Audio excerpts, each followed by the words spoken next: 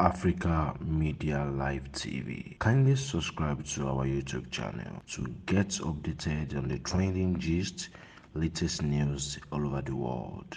Like our page, subscribe, and share.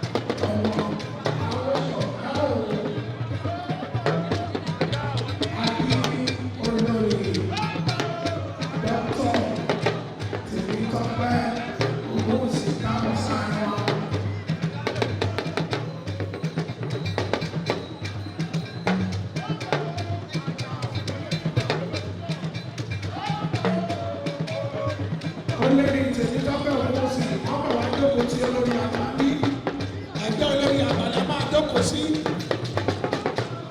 Olori Temitope ẹgbẹ́ olórí àgbà lẹ máa jókòó sí. Mo kí Bidex ìyàwó Bídèmí. Mo kí Kọ́ìndé yèyé Kọ́ìndé sọ́mọ lójú.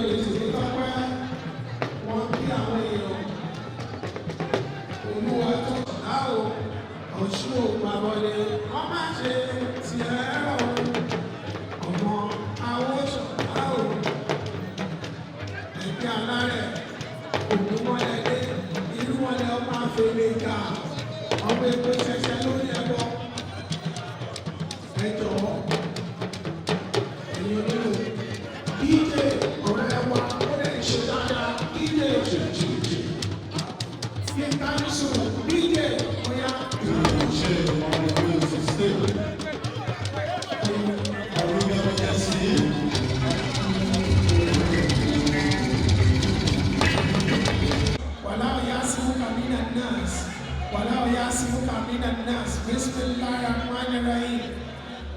Atahiyatu lillah, atahiyatu lillah, atahibatu salawatu lillah. Assalamu alayka, aliyan nabi, wa rahmatullahi wa barakatuh. Assalamu alayna wa ala ibadillahi salihin. Kò ní tán, sókò láìpẹ́, wọ́n dúró dè yín bí. Africa Media Live TV. Kindly subscribe to our YouTube channel to get updated on the trending gist, latest news all over the world. Like our page, subscribe,